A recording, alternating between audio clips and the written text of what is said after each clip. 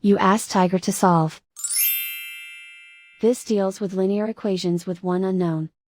The final result is x equals 3. Let's solve it step by step. Group all constants on the right side of the equation. Add 9 to both sides. Simplify the arithmetic.